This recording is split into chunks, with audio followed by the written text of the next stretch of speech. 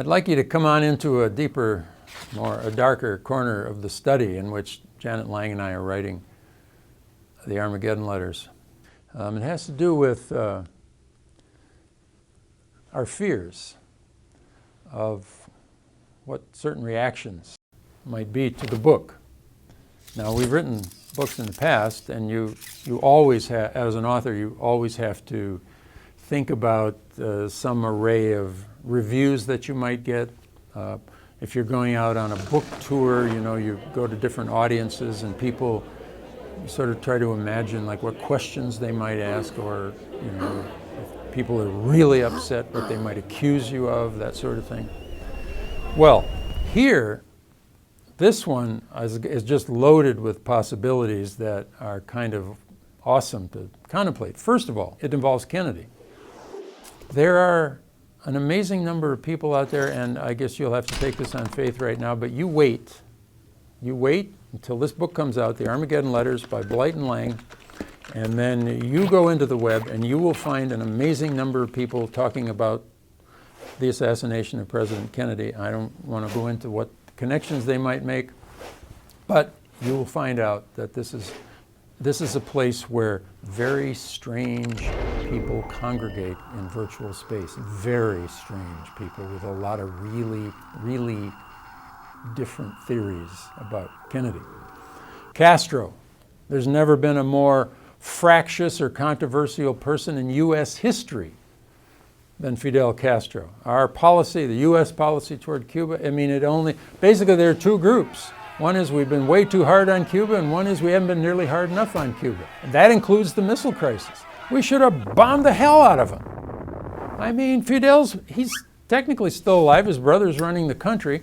If we'd have just bombed the hell out of those people and put somebody else in there, we wouldn't have all these problems in the hemisphere. And for a while, even in Africa and the Middle East, where Castro was sending his people.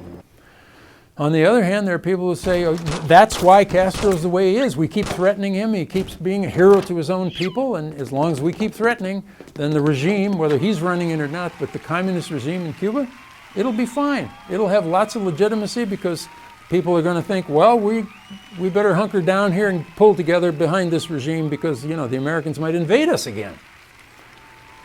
Well, that's another thing. Now, can we do anything about this as authors? You can't dictate the kind of review that you get unless you write the review yourself, but you're not allowed to do that. It'd be like giving your own eulogy at your own funeral.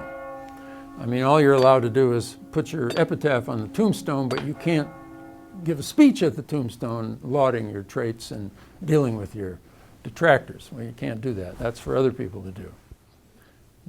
The deepest fear we have with regard to the Armageddon letters, though, doesn't really relate to Castro or Kennedy or Khrushchev or any of that sort of thing. I think our deepest fear is that you won't get it. You won't feel the tension. You won't feel really scared in the moment as Kennedy, Khrushchev, and Castro did.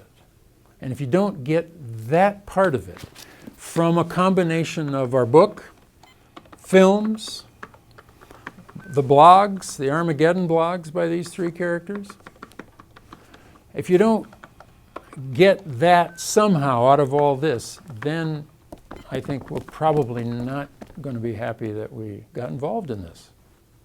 So that's something I think more than the reviews, more than, the official reviews, more than the ideology, more than being taken apart by the right-wingers and the left-wingers.